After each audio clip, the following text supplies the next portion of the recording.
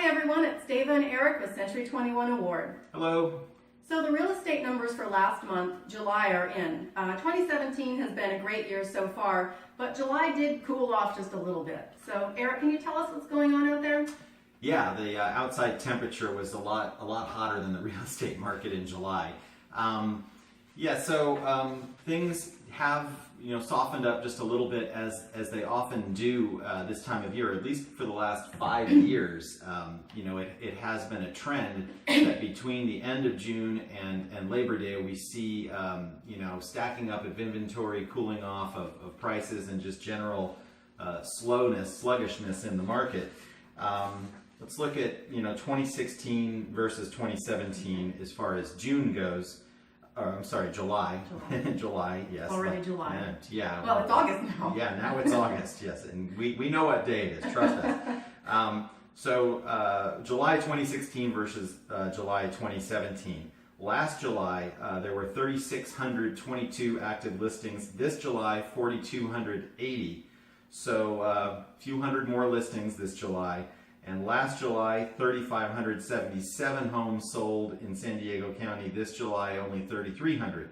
So you can see inventory up a little bit, sales down a little bit. However, the median price for last July was $490, and the median price this July was $537,250. So that's still, roughly a 10% increase from last July to this July. Although, as we look at this data, we can also see that average market times are up around the county. The average market time right now today, or in July, I'm sorry, was 53 days, whereas last July it was 40 days. So how should people be responding to these changing market indicators? Does increased inventory and market time mean that it's changing from a seller's market to a buyer's market? Not necessarily.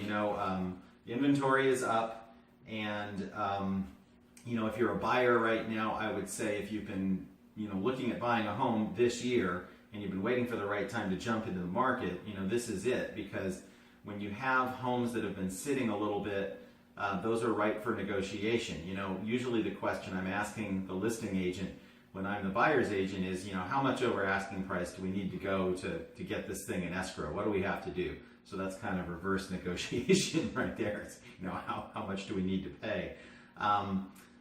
If you're the only buyer writing an offer on a home that's been on the market for 30 or 40 days, you're in a lot better position. The seller's going to be a lot more flexible on price. However, this is talking in general terms. If you're an entry-level buyer looking in a market like Mira Mesa 92126, that market is still red hot, almost across the board. Any entry-level property, whether it's a 2-bedroom condo or a 3-bedroom home in entry-level neighborhoods, those are still selling really fast. It's the sort of upper middle tier price band and above that's really causing these numbers to bloat a little bit. If you're a buyer right now, this is the time to negotiate if you're looking at a home that's been on the market for a while. And rates are still really low now too, which is that's the thing. It's a real sweet spot right now, because rates, even though the Fed has jacked rates a couple of times, mortgage rates have still remained low because of the increasing stock market, which I don't understand. Ask your financial person about that. But rates have remained fairly low, and that's fantastic for buyers. Okay, so we talked about buyers. How should sellers be operating in this market? Yeah, if you're a seller in this market, proper pricing is still key. Prices are way up from last year, but that doesn't mean that you should price your home 10% over the last sale in the neighborhood, or even 5% over. This is not the time to get greedy. Homes will sell quickly if they're priced properly, but the best way to get the most money for your home is to price it well, possibly even a little under what you think it should be. So that's definitely what sellers need to be thinking about right now is proper pricing. You see all these commercials on TV. Redfin's running a ton of commercials, or they were. I haven't seen any recently, but maybe I'm just not looking at the right TV channels. But the bottom line is you see all this stuff about my agent sold my home way over asking price in just a couple of days.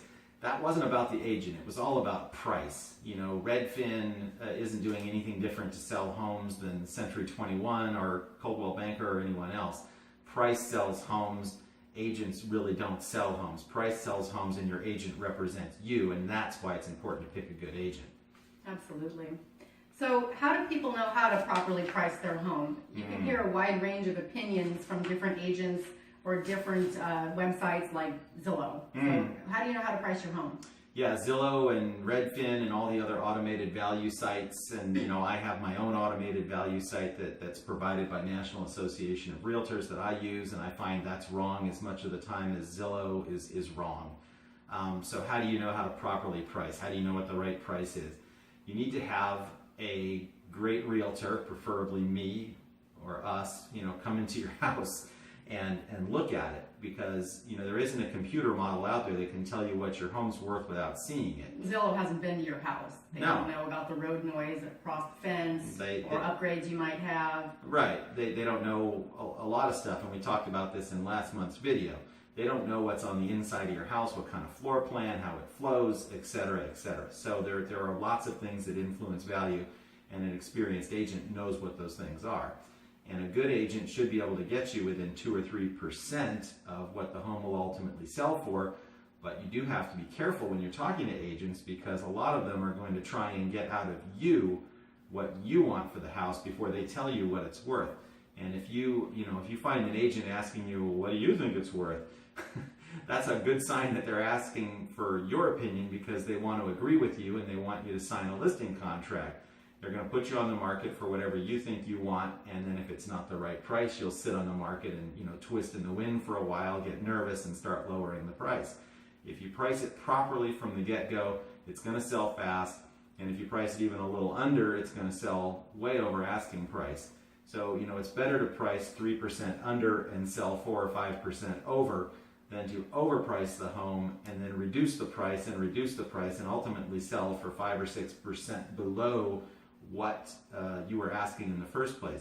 And that's where a good agent will pay for him or herself, is in helping you achieve that proper pricing, you know, because if you can get 3 or 4% over your list price, then, you know, bang, you've paid for your agent right there. So that's my soapbox about agents and pricing. Hope I answered the question. And a good agent will also expose your home to the most buyers as possible too by doing good marketing. Well, that's yes, I mean, right. But it must be priced well in order for that to work. Right. Yeah. Exactly. And you know, I said agents don't sell homes. Price sells homes. I mean, it's true to a certain extent. You have to price it right, and then if your agent does a great job of getting it out there with great photos and good exposure, you know, doing the extra Zillow advertising that we do and all those sorts of things, that exposes it to the most possible buyers, which gets the most people in the door to see the house and write offers. So, you know, your agent does make a difference in that regard. I was probably, you know, overemphasizing the price thing earlier, but I think people get what I'm saying. Sure. So price it well and find a good agent who's going to expose it to the most buyers in the market. Yeah, me. Okay. All right. Well, I think that's all for today. We hope you liked the video. If you did, please like, share, or leave us a message in the comments. Bye, everyone.